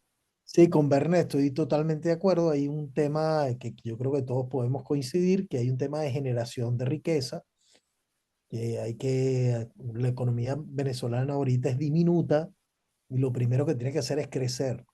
Ahora, crecer al mismo tiempo, o sea, tenemos que ver cómo, con el perdón de la frase venezolana, mascamos chicle y caminamos, ¿no? Al mismo tiempo que generamos riqueza, también vamos generando la posibilidad de incrementos en la calidad de vida. Y que de alguna manera eso hace que sea viable el camino hacia la recuperación. Porque si es una recuperación, ya creo que hemos aprendido mucho de los otros ejemplos en países de América Latina, cuando la recuperación no es compartida. Cuando un porcentaje de la población ve que su vida mejora y dice, wow, estamos mejor que nunca, y de repente hay una explosión social como la que hubo en Chile hace unos años. Entonces, no quiero entrar en el tema de si eso fue justificado o no justificado, pero sí ciertamente que estas cosas hay que entender cómo se está viendo desde las distintas partes de la sociedad el proceso de recuperación y de crecimiento. Entonces, que ese crecimiento sea compartido es sumamente importante, pero es fundamental el crecimiento. Entonces, nuevamente la pregunta de Carlos también tiene una realidad. Obviamente hay una población que ya no tiene, digamos, por su edad, ya dice, bueno, yo voy a volver, me están obligando a volver al mercado laboral en la condición como estoy, además un mercado laboral como el venezolano. Ya yo llegué a la tercera edad, a mí se me prometieron estos beneficios, yo coticé, yo hice todo lo que tenía que hacer durante mi vida y ahora tengo mis hijos fuera, tengo un hijo que probablemente más bien me pide que lo ayude. O sea, ¿qué situación es esta? ¿Por qué yo me tengo que ver en esta situación? O sea, hay que tener empatía también con esas situaciones, pero la solución no puede estar necesariamente que, bueno, entonces el Estado me va a dar, porque ese Estado está quebrado.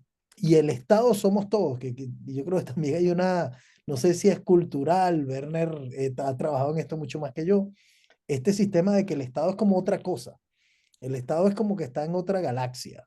No es una cosa que financiamos entre todos y es una cosa donde todos colaboramos, es como el condominio del edificio, sino que bueno, se sale del condominio. Bueno, sale del condominio. Si el condominio se financia con lo que todos los apartamentos ponemos, ¿cómo vamos a castigar al condominio si eso es castigarnos a nosotros mismos? Entonces, yo creo que esa pregunta encierra varias cosas culturales que yo creo que es importante mantener en la mente hacia adelante para los futuros foros. Bueno, con esta entonces le damos las gracias a nuestro expositor y a nuestros comentaristas. Y para el cierre le damos bueno, y por supuesto a todos los que participaron en este evento. Y para el cierre le damos la palabra a Werner Corrales. Adelante, Werner. Muchas gracias, Luis. Y muchas gracias, reitero lo que dijo Luis, pues muchas gracias tanto a Ricardo como a Lisette, a Juan Pablo y a todas las personas que participaron.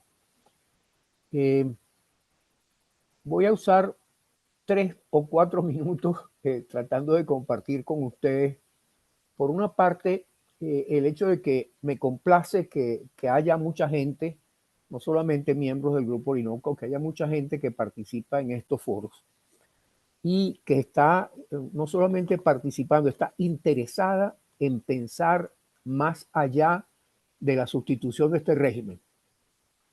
El cambio político es indispensable, pero el cambio político no resuelve la recuperación de Venezuela, no crea el camino necesario para la recuperación de Venezuela. Y además, la recuperación de Venezuela, que en los términos o en el lenguaje que usamos en este campo, yo diría más bien cómo es el desarrollo, cómo concebimos el desarrollo de Venezuela. ¿Es el desarrollo del crecimiento económico? ¿O es el desarrollo del disfrute del bienestar? ¿O es la realización de las personas en libertad? El desarrollo es todo eso. Y esas cosas no están en un gavetero incomunicadas unas con otras. La visión del desarrollo tiene que considerar que no hay algo que viene primero y otra cosa que viene después. Por ejemplo, uno de los riesgos más grandes que corre Venezuela cuando inicia su recuperación es el de que la transición se revierta, se detenga y se revierta porque la gente no está satisfecha con lo que está lográndose. Venezuela entró en la crisis que vivimos ya desde hace 10 años, no por un accidente del 2014 o del 2015. Esa crisis no nació, no comenzó en el año 1999 como a lo mejor un gran porcentaje de la población venezolana piensa. La crisis venezolana se viene gestando desde los años 70, porque después de 50 años en los que mucha gente se estaba realizando, que redujimos, por ejemplo, la informalidad del 78% al 30 y tantos por ciento, que redujimos la pobreza en proporciones similares, que fuimos el primer país de América Latina y además que pasamos 30 años con un Producto Interno Bruto per cápita en términos de PPA, de poder adquisitivo comparable, por encima del Producto Interno Bruto per cápita promedio de la OCDE. El milagro venezolano consistió en haber creado capacidades, haber preparado y apoyado una transformación institucional y a la vez haber promovido una cultura en la cual los venezolanos querían vivir en libertad. Pero el descuido en mantener esas tres grandes líneas, que son las líneas de las que habla el desarrollo humano sostenible, Amartya Sen, Martha Nussbaum, etc. El descuido en haber mantenido eso, el haber dividido o apreciado que se podía dividir la vida de la sociedad entre una democracia formal de los partidos políticos y un crecimiento en el cual había que darle ventaja y prioridad a distribuir y no a producir, eso nos llevó a que en el año 1998 teníamos 66% de pobreza, teníamos 16 millones de pobres frente a 3 millones y tantos que teníamos en el año 73 con 23 o 25% de pobreza. La crisis de Venezuela proviene de haber descuidado que el desarrollo no es solamente el crecimiento económico, que el desarrollo no es garantizar un ingreso para alguien sin que se haya producido riqueza, sino que es todo eso. Y fundamentalmente que la iniciativa de desarrollo es una iniciativa de las personas. Y para poder tener iniciativas exitosas en términos no solo de realización personal, sino en términos de desarrollo, es necesario que la sociedad se comprometa toda con la creación de capacidades humanas. Y eso también se descuidó. La calidad de la educación venezolana, que era reconocida al menos por toda América Latina, ya en los años 80 era bajísima, de la educación básica y media. La calidad en la educación superior se mantuvo hasta que se intentó convertir a la educación superior en un instrumento del gobierno para hacer populismo. Y hoy todavía muchos egresados de las universidades venezolanas, no solamente de las públicas, sino también de las privadas, muestran que fue muy alta la calidad de la educación. El gran esfuerzo venezolano tiene que estar, en esto coincido con Juan Pablo en algo que dijo al final de su última intervención, el gran esfuerzo que tenemos que hacer los venezolanos es en crear capacidades humanas. Y la creación de capacidades humanas confluyen tres grandes políticas públicas: las políticas de educación, las políticas de salud y las políticas de seguridad social. De manera que no estamos hablando de una gaveta separada. En este foro no estamos hablando de una gaveta separada de concepciones distintas e independientes de lo que es el desarrollo. Estamos hablando de un componente importantísimo de la estrategia de creación de capacidades. Y le agradezco, por último, nuevamente a Ricardo, a Lisette y a Juan Pablo por esta discusión tan interesante en la que nos han hecho participar. Muchísimas gracias y buen provecho a todos.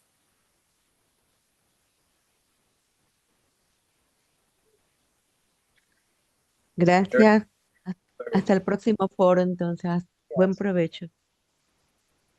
Igualmente.